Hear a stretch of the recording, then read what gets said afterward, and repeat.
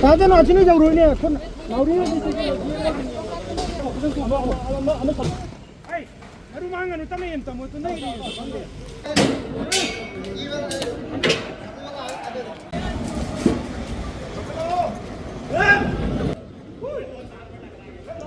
Kanglatongbi hari ini madu dan apa masih ada ngasai naga teruk lagi kita badu kamari lain na mitai amadi naga sing yellow full sing punchel laga Kanglatongbi bazar dagi hauraga Australia malah kaya tarik koi security pasien sing na Kanglatongbi dek kara hentrok pama pada thal padagi jam na cawan mungna batholok padagi dia gas kabel matung dah miangi makari junung kan jalak pagi thokdok lai kira madu dai da security pasien ahum lom sathina sok pada natana hujiksina kongjang loi kaya ama makatana Chiangmai romdagi lakhdaba lambigi paring asidai mai tharaga taya mai tharaga lambi si thingba thaba aduni chathari base khongeloi singasi mapung oina Chiangmai romdagi kakhalaga sigi mapa si yoksala security na songi mapa asidai rapid action force CRPF state force singasi laibani aduna hujikse yamna kanna nakan ani gi marakta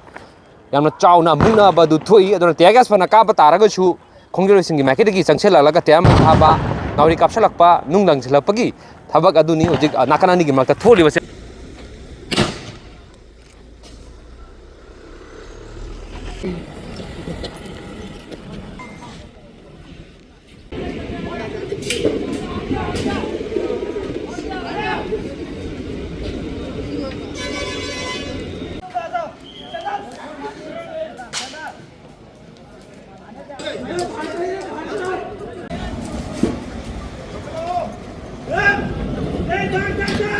area Kanglatongbi ki taina phom stai da lambi je thingki ba khongjang ka singki ba maramna to se lambi je phawra ga lakliba myoi sing se tathok jesin to ba tan dam chauna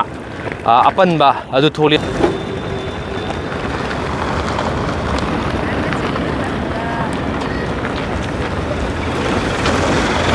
tharam ba do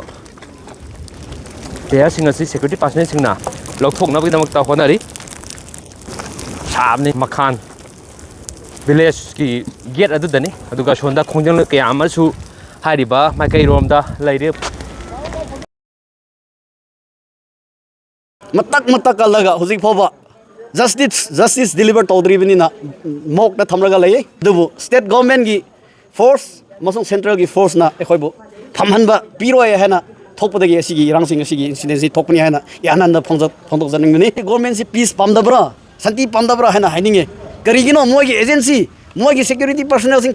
thare hera khoi public singbo peaceful da phamge hena lakpa singbo mogi mob bomb gumba tear gas gumba kap khairaga tan khaibodo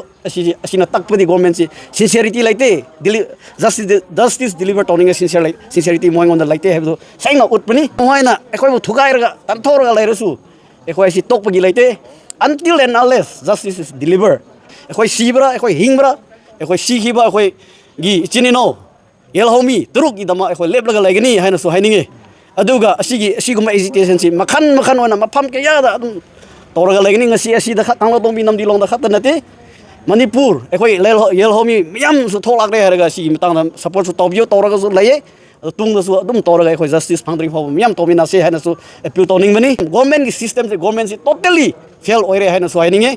karigino haraga asi tha ahum yore huzik phoba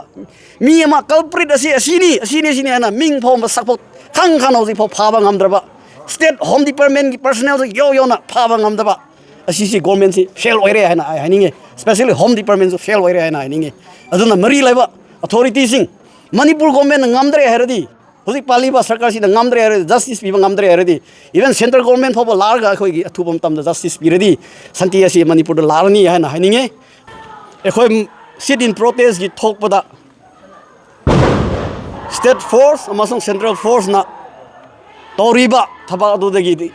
moina tothokpa thodo aduda ekhoi gi victim family May 13 da laikhidraba magi nupi phawa solaga hoji hospital da lairibani hoji si mi mari hospitalized tora laye mi ahobduna moina phar laire adu karino haibne si ana hangning di government da peaceful oina sit in protest toge so yadabdi karino hena government question achoba thamninge maramdi karino ardi Manipur government budi ekhoi thajaba haibsi 10% were 1% pho laitre aduna sigi si matang da thuba matam da justice pire haradi ekhoi su Manipur da santi laigani hana thamjaning irang asi laksam mangam na lairi makata na karam phia ma orakani aduga karam tangka ma lakani habu khoi punna engmina ba mathau tari adana makata na myanda hiana pawdam na bahon jage hoji pokona pawdam jari ba naurem tanoranjan ichel news newa Kanglatongbi Imphal West district Manipur